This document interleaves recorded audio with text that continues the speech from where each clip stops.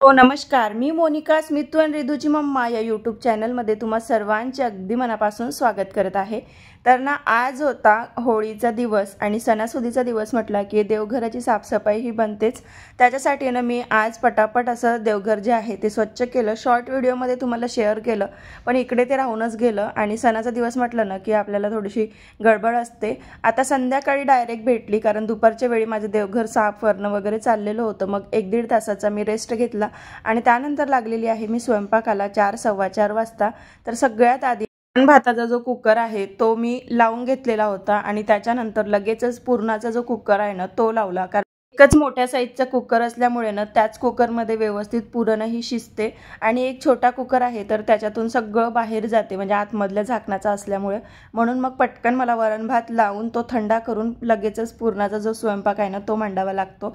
असं नेहमीच करते मी। दिवाळीला पण पुरण शिवाय होत नाही, पोळ्याला पण पुरण, म्हणजे आपले जे काही मोस्ट ऑफ सण आहेत त्याला पुरणच लागते। आणि ना पुरणाशिवाय सण साजरा केल्यासारखं वाटत नाही। जरी ते आपण वाटीभऱ्याचं बनवलं ना तरी पण सण झाल्यासारखा वाटतो। बाकी आपण गोडधोड तर असं अदामदात करून खाऊ शकतो, गुलाबजाम झालं, दहीपुऱ्या झाल्या, अजून प्रत्येक गोष्टी असतेच गोडामध्ये। तर आमच्या घरी तेवढं काही गोड खात नाही म्हणून मी सुद्धा बनवत नाही, पण कधीतरी बनते। तर इथे ना आता पुरण जे आहे ते शिजलेलं होतं आणि साखर टाकून ते परत ते उकळवणं सुरू आहे, म्हणजे ते एकजीव करणं। आणि इकडे माझी पाटवडी सुद्धा फोडणी देऊन झाली। त्याच्या आधी कढी पण बनवून घेतलेली होती मी। कढी, वरण भात हे सगळं पटकन होणार आहे, त्याच्यामुळे पहिलं त्याला बनवून घेते। इथे ना मी रेसिपी शेअर नाही करत आहे, तर सिक्वेन्स शेअर करत आहे। आणि कटिंगची जी प्रोसेस आहे ना ती एक सोबत बसल्या बसल्या करून घेते। म्हणजे आता बनणार होते भजे, भाजी, कढी, ह्या तिन्हीसाठी कटिंग लागतेच। म्हणजे कांदा, टमाटर झाले, मिरची झाल्या, लसूणच्या किडल्या, कढीची फोडणी द्यायसाठी। तर ह्या सगळ्या ज्या गोष्टी आहे ना मी एकाच वेळेस एका मोठ्या ताटामध्ये किंवा जे आपलं चॉपिंग बोर्ड आहे त्याच्यावर कट करून घेते आणि मग पटापट असे फोडणी द्यायला सुरुवात करते, जेणेकरून आपला पटकन जो स्वयंपाक आहे तोही होतो। आता इथे पुरण जे आहे ते छान झालेलं होतं। तर एका साईडला मी कढई ठेवलेली होती तेल तापवासाठी आणि दुसऱ्या साईडला भाजी जी आहे ती पण होऊन गेलेली होती। तर सगळ्यात शेवटी फक्त मला पापड तळायचे होते आणि 2-4 भज्यांचे फेर काढायचे होते, कारण जास्त भजे आजच्या दिवशी नाही बनवत मी। म्हणजे जर मधामधात कधी लागले तर बनवते, कारण सणाला बघा फक्त आपल्याला ताट सजवायचं असते, कारण बाकी खाणं होत नाही। पुरण वगैरे गोडधोड जर असलं ना तर तेवढं काही जास्त भजे हे त्या गोष्टी लागत नाही। आणि दोघंच म्हटलं ना की एक टाईमचा स्वयंपाक हा 2 टाईम होतोच, कारण सणाचा तो जास्त प्रमाणात होतच जातो। आणि उद्या आहे पाडव्याला मग नॉनव्हेज वगैरे होते, त्या हिशोबाने मी थोडं बनवलं, पण ते बरोबर झालं। आणि तरीही पुरून ते उरलंच, शेवटी ते फ्रीजमध्ये घालून ठेवावंच लागलं। तर आता इथे पापड तळून घेतले, भजे पण करून घेतले आणि पोळ्या व्हायच्या आहे आता। तर आता पोळ्या पण लाटून घेणार। पोळ्या झालं की मग लगेचच 1-2 पुरणाची पोळी, म्हणजे नैवेद्यापुरती, बस ते झालं की मग गोटा वगैरे स्वच्छ करायचा। आणि मग लागल्या ज्या पोळ्या असते ना पुरणाच्या त्या मी नंतर वेळेवर बनवते, कारण आमच्याकडे ना असं पुरणाची स्वयंपाक जर म्हटलं तर नुसती पुरणपोळी नसते, तर साध्या पोळ्यासुद्धा असतात भाजीमध्ये। म्हणजे भाजी, पोळी, वरण भात, कढी, भजे, पापड आणि पुरणाची पोळी असं। तर ते पुरणाची पोळी ऑप्शन म्हणून खातात बघा। कुठं बघितलं आहे मी की नुसत्या पुरणपोळी दुधासोबत, तुपासोबत किंवा मग आमटी वगैरे बनवतात कटाची, तर त्याच्यासोबत वगैरे खातात। पण आमच्या विदर्भामध्ये थोडं वेगळं आहे। पुरणाच्या पोळ्या हे ऑप्शन, म्हणजे गोड वस्तू म्हणून, गोड पदार्थ म्हणून ते खाल्ल्या जाते, बाकी ठिकाणी वेगळं। पण ते जसं असते आपलं थोडंसं 100 किलोमीटर गेलं की लगेचच भाषा जशी बदलते ना तशी प्रत्येक गोष्टीत सण जरी तो एकच असला तरी पण आपल्या परंपरा ह्या बदलत जाते। तर आमच्याकडे अशी पद्धत आहे। आणि कुठे गोवऱ्या असते ना शेणाच्या, त्याची होळी पेटवली जाते, पण आमच्याकडे लाकडांची होळी पेटवली जाते। तेही तुम्हाला समोर बघायला मिळेल आणि त्याची पूजा जी आहे ती कशी करते तेही बघायला मिळेल। तर आता सगळ्यात महत्त्वाचा जो भाग असतो स्वच्छतेचा, ओटा साफ करायचा, एवढा मोठा स्वयंपाक झाल्यावर तोही माझा उरकून गेलेला आहे।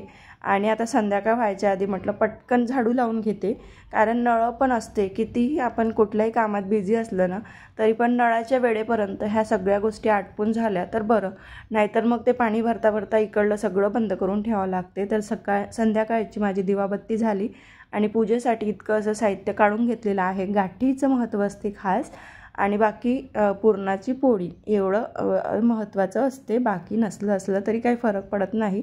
पण मी जेवढं शिजलं तेवढं सगळं तिथे नैवेद्य म्हणून घेऊन जाते आणि आता तयारी केली आणि लगेच निघाली. मी म्हटलं होतं तुम्हाला की साडी घालून रुटीन बनवणार, पण सणाचं खरंच खूप बिझी असते. एखादी वेळेस असंच साडी घालून ते रुटीन मी शेअर करणार नक्की. तर इथे आल्यावर सगळ्यात पहिले ना असं पाणी जे आहे होळीच्या भोवताल असं टाकत आपल्या लोट्याने पूर्ण जिथे आपण पूजा करणार आहोत तिथपर्यंत जायचं एक वेळा. आणि मग तिथे थोडीशी छोटीशी अशी रांगोळी काढायची, किंवा नाही काढली तरी चालते, पण जसं आपण करतो पूजा तसं सांगत आहे मी.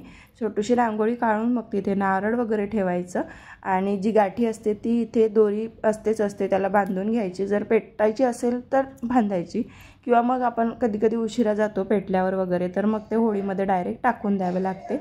आणि नारळ जिथे ठेवतो ना तिथेच नैवेद्य वगैरे ठेवून द्यायचा, दिवा वगैरे जसं दिसत आहे तुम्हाला, अगरबत्ती वगैरे. आणि मग हेच गोष्टी पूर्ण ज्या होळी असते पेटल्यावर त्याच्यामध्ये आपल्याला अर्पण करून द्यावं लागते. अगरबत्ती तर तिथेच पेटत असते, पण जर नारळ फोडायचं नसेल तर होळीमध्ये टाकून द्यायचं, आणि नैवेद्यसुद्धा. अशा पद्धतीने आमच्या विदर्भामध्ये होळी जी आहे दहन, होलिका दहन, ते साजरं केलं जाते. तुमच्याकडे कसं होते तेही तुम्ही कमेंटमध्ये सांगा, किंवा याच्याहून वेगळं असेल तरीही सांगू शकता. म्हणजे आता यूट्यूबद्वारे तर सगळ्या भागातलं बघायला मिळते, कधीतरी क्लिक केलं कोणाच्या याच्यावर तर. ताईंनो, सगळ्यांना माझ्याकडून होळीच्या हार्दिक शुभेच्छा. आमची पूजा वगैरे सगळं झालं, फक्त 8 वाजलेले आहे, बघू शकता. लवकर होळी पेटते आमच्याकडे, आणि खूप छान पूजा वगैरे झाली. आता जेवण करायचं. आता बघते पुरणाची पोळी, हे कसं गोड आमच्या घरी कोणाला आवडत नाही, नॉनव्हेज प्रेमी असल्यामुळे. तर आता बघते यांना लागत असेल तर बनवते, नाही तर मग ते तसंच फ्रीजमध्ये राहील, असं होईल. तर सगळे आता फ्रेश होत आहे. मी पण आता पटकन फ्रेश होते, कारण हे जास्त वेळ जर राहिलं ना तर त्याचं किती म्हटलं ना गुलालाचं इन्फेक्शन होत नाही, पण ते गुलालाने पण आपल्याला फरक पडतो. हे बघा, आता डोक्यात तर आहे, डोक्याचं काही करू नाही शकत. आता रात्र झाली, कारण उद्या सकाळी उठून रंगपंचमी. तर चला ताईंनो, आता ना सगळं झालेलं आहे. तर मी आता व्हिडिओचा पण एंड करते, कारण दिवसभर खूप थकल्यासारखं होते एवढं करता. कारण सगळ्याच गोष्टी मी करत असते, आवडीने करते. असं नाही की साधं वरण भात भाजीपोळी करायचं, सगळ्या गोष्टी आवडीने करते. पुरणपोळी झालं, भजे, कढी, पापड, भाजी, सगळं. तर सगळं बनवलेलं आहे, आणि नैवेद्य पण मी मगाशी ठेवून दिले जसं दाखवलं तुम्हाला. तर चला, हेच व्हिडिओचा पण एंड करते. कसा वाटला आजचा व्लॉग कमेंट करून नक्की सांगा, आणि सगळ्यांना होळीच्या हार्दिक शुभेच्छा परत एकदा. तर चला, बाय बाय, भेटू उद्याच्या व्लॉग. तर व्हिडिओ तुम्हाला 2 दिवसाचे येत आहे. तर आता सुरू झालेला आहे आपला रंगपंचमीचा दिवस, म्हणजे दुसरा दिवस धुलीवंदनाचा. तर स्मितूचं चाललेलं होतं, मम्मी मला बलून दे, पिचकारी आहे ती पण दे, जे काही आणलेले कलर्स आहे गुलाल वगैरे ते पण दे. वाटर बलून आहे, 3 भेटते एका सोबत. हॅपी होली, सर्वांना होळीच्या हार्दिक शुभेच्छा. रंगपंचमीच्या हार्दिक शुभेच्छा माझ्याकडून पण तुमच्या परिवाराला रंगपंचमीच्या हार्दिक शुभेच्छा. आणि बघा, स्मितूचे काही वेगळे बलून आले यावर्षी. आपणही लहानपणी होळीची मजा आपल्या पद्धतीने करायचो, जसं आपल्याला अवेलेबल होतं तसं. पण आताच्या मुलांना खूप वेगळं आहे. हे मी पहिल्यांदाच बलून बघितले, तर म्हटलं चला तुमच्याशी शेअर करावं. मागच्याच वर्षी ते होते, पण तेवढं माझ्याही लक्षात आलं नाही, आणि घरी आणले पण नव्हते. जेव्हा आपण घरात आणतो ना तेव्हा ते प्रत्यक्ष लक्षात येते की कसं आहे ॲक्च्युलीमध्ये. तर इथे ना आता नाश्ता बनवायला घेतला पहिले. तर आमच्याकडे ना होळीच्या सणाला, म्हणजे होलिका दहनच्या दिवशी पुरणपोळी, आणि दुसऱ्या दिवशी नाश्त्यामध्ये कॉमन आहे चणे आणि चिवडा, किंवा चणे किंवा पोहे. पण मी नुसते आता इथे पोहे बनवत आहे, कारण नॉनव्हेजचं जेवण आहे दुपारी, आणि भरपेट जर नाश्ता झाला तर मग ते जेवणार कोण, म्हणून म्हटलं चला शॉर्टकट करूया. पोहे कालच बनवले होते, सुट्टी होती म्हणून. मग म्हटलं आज नुसते चणे बनवून घेते, आणि चणे जर राहिले तर मग उद्या याच्यासोबत पोहे बनवणार, असं ठरवलं. कारण कसं जास्त लोक नसले की ते वाया जाते, आणि मग ते वाया जायला नको, म्हणून असा जुगाड जो आहे तो मी करत असते.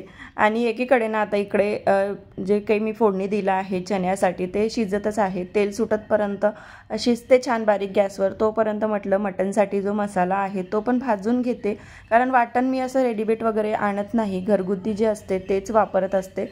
तर कांदा, फुटाणे आणि शेंगदाणे असं त्याच्यामध्ये भाजून घेतलेलं आहे.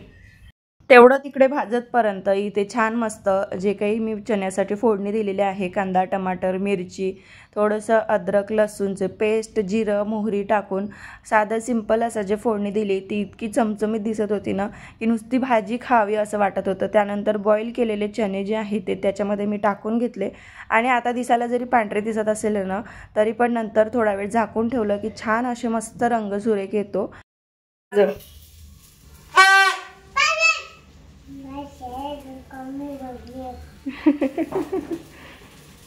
वाजव इकडं. चला बाहेर. कितीही मोठा सण असला तरीही पोलीसवाल्यांना ड्युटी ही माफ नसते, म्हणून ना बाहेर डीजे सुरू होता आणि यांना बाहेर जाऊन रंग कोणी लावण आणि तो काढण्यात माझा वेळ जाईल, ड्युटीवर कसा जाईल, म्हणून ना घरीच थोडासा डान्स केला आणि व्हिडिओ जो आहे तो मी इथेच थांबवते कारण यांना जायचं होतं ड्युटीवर. नंतर मग मुलांसोबत मीही बाहेर जाऊन छान एन्जॉय केलेला होता. तर आजचा व्लॉग इथेच थांबवते. कसा वाटला आजचा व्लॉग कमेंट करून नक्की सांगा. व्हिडिओ जर आवडला असेल तर व्हिडिओला लाईक करा, शेअर करा आणि चॅनलवर तुम्ही नवीन असाल तर नक्की सबस्क्राईब करा. पुन्हा भेटू अशाच एका छानशा व्लॉगसोबत. तोपर्यंत सगळ्यांना बाय बाय. श्री स्वामी समर्थ.